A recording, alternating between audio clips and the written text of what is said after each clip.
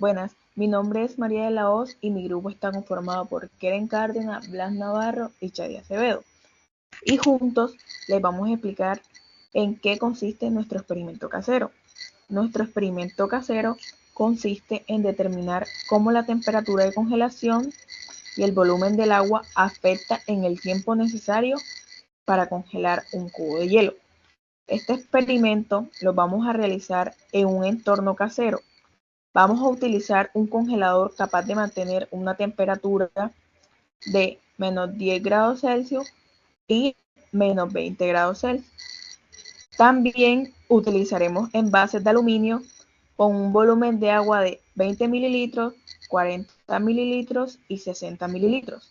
Y ellos serán medidos y cuantificarán dos variables, que serían temperatura y volumen de agua. Con esto llegamos a ver los factores que afectan el tiempo de congelación de agua, sabiendo que tiene práctica en la vida diaria. Esto nos puede ayudar con el uso de recursos de energía en entornos domésticos y comerciales. Ya. Bueno, ahora seguimos con las variables independientes. Para las variables independientes tenemos la temperatura de congelación y el volumen del agua. En la temperatura de congelación utilizamos dos niveles de temperatura que son -10 °C y -20 °C. En el volumen del agua se estudiaron tres volúmenes diferentes de agua: 20 mililitros, 40 mililitros y 60 mililitros.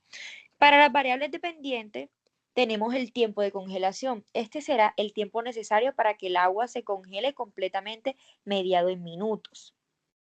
Se plantea que a menor temperatura y menor volumen de agua, el tiempo de congelación será más corto. Es decir, se espera que el agua se congele más rápidamente a -20 °C que a -10 °C, y que los volúmenes más pequeños de agua, 20 mililitros, se congelen más rápido que los volúmenes mayores, 40 y 60 mililitros.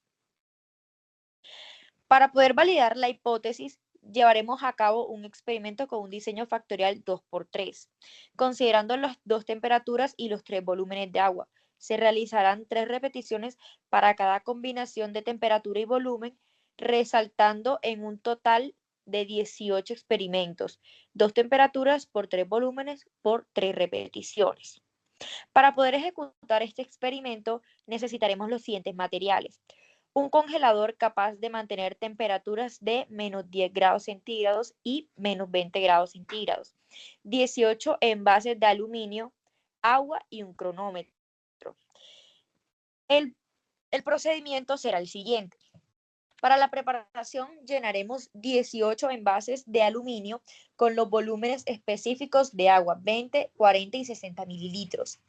Para la congelación colocaremos los envases en el congelador, asegurando que cada temperatura, -10 °C y -20 °C, tenga un conjunto de envases con cada volumen de agua. En la medición utilizaremos el cronómetro para registrar el tiempo que tarda en congelarse completamente el agua en cada envase, y para la repetición, repetir el procedimiento descrito 3 veces para cada combinación de temperatura y volumen para poder asegurar la consistencia y precisión de los resultados. Listo. Al finalizar el experimento, se analizarán los tiempos de congelación para determinar si la hipótesis planteada es correcta. Este diseño experimental permitirá comprender mejor cómo influyen las temperaturas y el volumen del agua en el proceso de congelación. Listo. Podemos armar nuestra tabla nova. La suma de cuadrados, como lo obtuvimos anteriormente, solo la copiamos, que es la suma de cuadrados total de la variable A. De igual forma, de la variable B anteriormente ya obtenida, de la variable A por B, del error y la suma de los totales, que como pueden ver son datos que anteriormente ya obtuvimos. Seguimos con las medias, los grados del error. En este caso, como la variable A tiene la temperatura tiene dos datos, dos variables, 2 menos 1 por fórmula nos da 1. De igual forma con la variable B, volumen, pero en este caso tiene tres variables. 3 menos 1 nos da como resultado 2. Para los grados de libertad de la variable a por b, utilizamos la fórmula de la resta de los grados de libertad de la variable a y de la variable b. Nos da como resultado 2. Para el total, los grados de libertad del total, tenemos 18 menos 1. Los 18 datos que tuvimos para usar este experimento, menos 1. Y ya al final podemos sacar los grados del error. Grados de libertad del error, que no es más que la resta de todos los grados de libertad. Una vez obtenidos los grados de libertad, podemos seguir con las medias cuadradas, que no es más que la división de la suma de cuadrados entre los grados de libertad de sus respectivos datos. Sí. Una vez obtenido esto, podemos seguir con el Fisher observado, que no es más que la división de la media cuadrada de cada una de las variables entre la media cuadrada del error. Como pueden ver, fijamos aquí el error porque siempre es entre la media cuadrada del error. Una vez obtenido esto, podemos usar el Fisher crítico. El Fisher crítico, como recuerdan, usamos la fórmula Distri, la probabilidad, que en este caso es 0.5, los grados de libertad del nivel que queremos observar y los grados de libertad del error. Como pueden ver, aquí fijamos nuevamente porque siempre es con el error. Aquí lo utilizamos para la variable b y el a por b. Ya como conclusiones podemos rechazar H0 porque, como observamos, Fisher observado es mayor que Fisher crítico en cada uno de los 3 niveles. Acá tenemos nuestros 3 valores LSD para cada factor y acá tenemos la comparación de los niveles del factor volumen y concluimos que la diferencia de estas son significativas.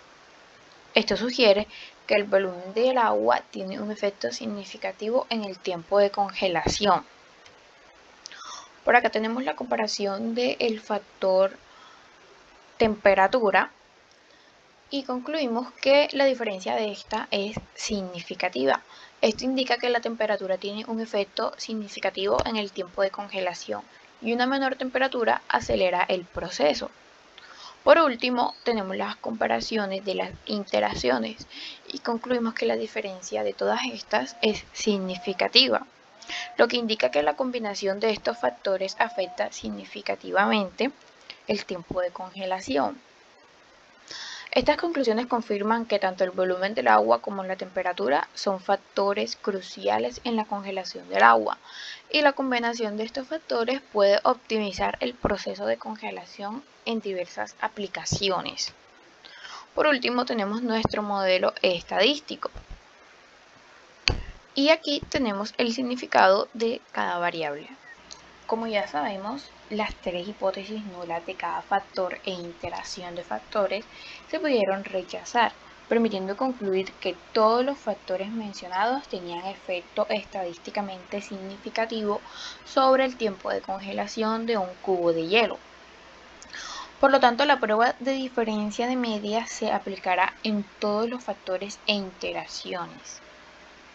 A los niveles de volumen los llamaremos A1, A2 y A3. Y a los niveles de temperatura los llamaremos B1 y B2. Aquí tenemos todas las comparaciones correspondientes entre todas las medias de todos los niveles de factores e interacciones, para saber entre cuáles de ellas se presenta una diferencia significativa. Para esto vamos a estar utilizando el método LSD. Para el caso de este experimento, tenemos diferentes números de niveles para cada factor. El factor volumen tiene 3 y el factor temperatura tiene 2. Y existen 6 interacciones posibles entre los factores. Por lo tanto, se realizaron 3 valores LSD.